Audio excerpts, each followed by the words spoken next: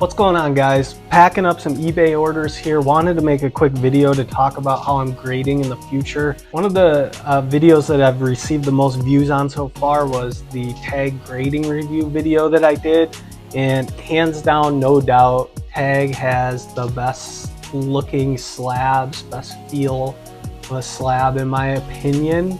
But some thoughts here on tag in general. I think that they made a big error by changing their pricing and their grading scale, and let me explain why. One, I think the thing that sets tag apart is that 3-digit QR code that gives you what they call the digs report, which shows all the imperfections. It gives you the most transparency when it comes to grading out of any of the company.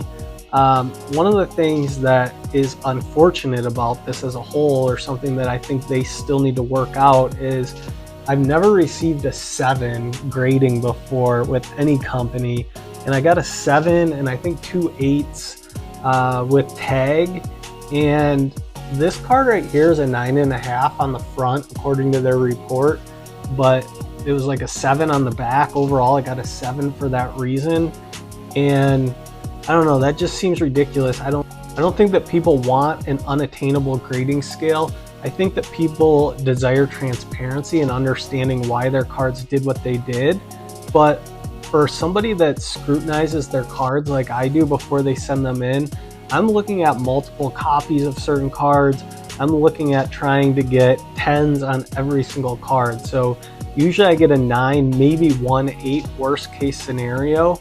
But even that's pretty rare, and so to have a scale where it feels really difficult to get a 10, and I've seen their CEO talk about all the conditions of the card when it comes out of the pack and if people breathe on it and things like that. Well, the card's really kind of a 10 or it's not. One thing that I've always said when it comes to grading is if all things are equal when it comes to the time that it takes to get it back, the grading, and the price, and then what you can get for it on the market, PSA makes the most sense every single time.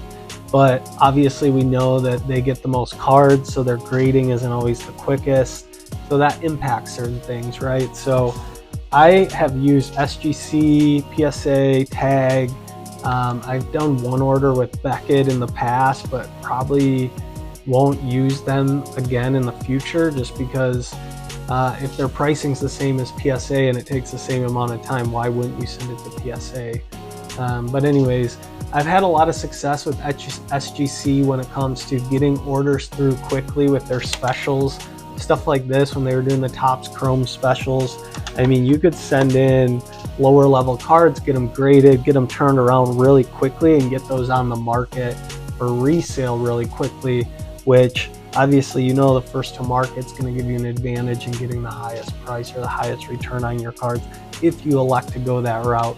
With PSA, even if it's like a PC card, and sometimes I'll send stuff in and it's like, this might be a 9, but I plan on PCing it, so I don't really care that much. But I always like to have the option to be able to get out of the card if my opinion of a player changes, you know, they get traded or whatever, and I no longer want to PC that person. So I think you always have to consider resale value, even if it is something you plan.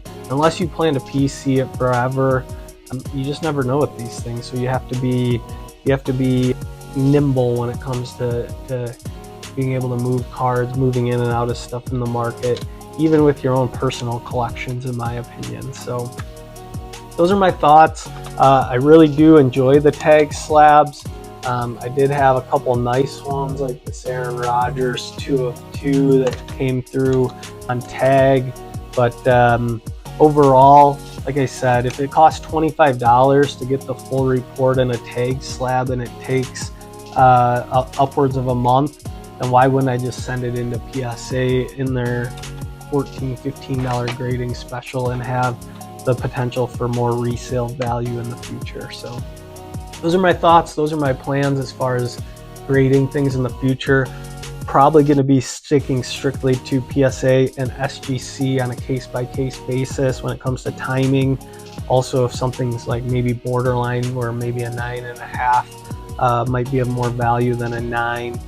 Maybe SGC. I don't really come across that scenario very often, because if it's on the edge, I'm going to give it a shot. So anyways, those are my thoughts on grading.